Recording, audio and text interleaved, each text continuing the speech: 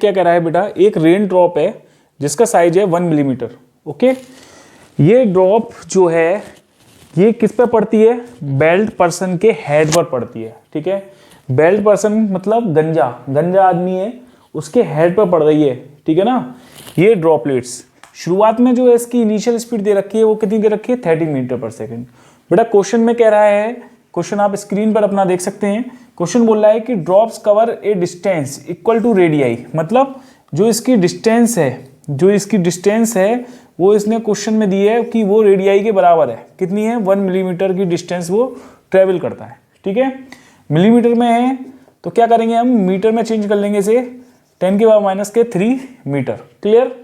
और इस rain drop का जो बेटा मास दे रखा है वो कितना दे रखा है, 4 मिलीग्राम दे रखा है। ठीक है, 1 मिलीग्राम में आपको पता है कितने होते हैं बेटा, 10⁻³ ग्राम, और 1 ग्राम में कितने किलोग्राम होते हैं, 10⁻³ kg। तो कुल मिलाकर के ये कितना आ गया बेटा, 4 × 10⁻6 kg आ गया। क्लियर है, मास आपके पास 4 × 10⁻6 kg मिल गया, किसका, रेन की ड्रॉप का।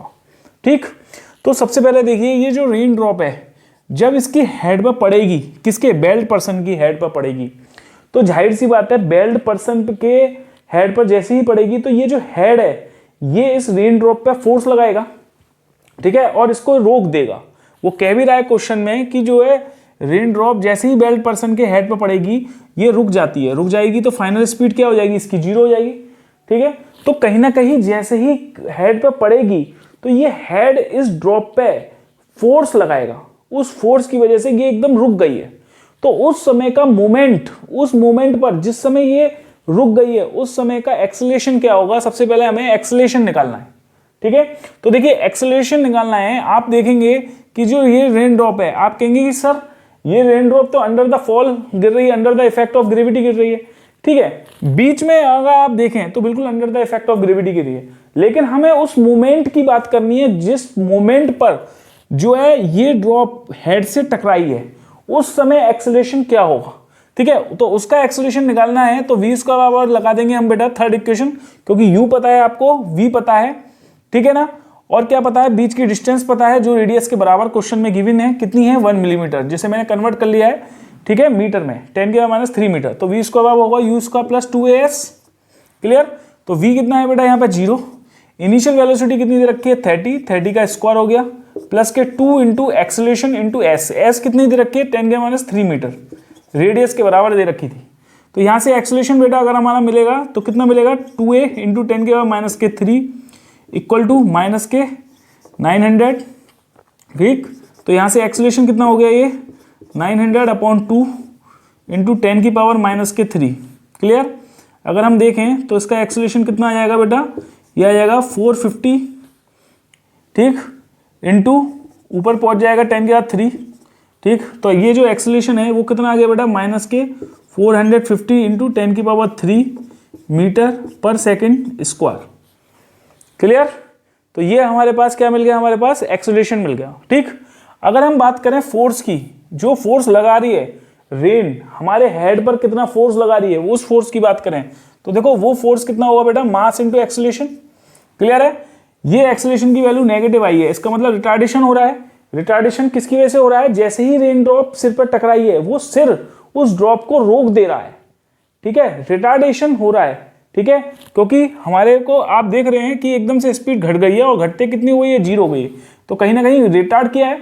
और वो फोर्स किसने लगाया है ड्रॉप पर, हेड ने लगाया है, ये ध्यान रखना है आपको।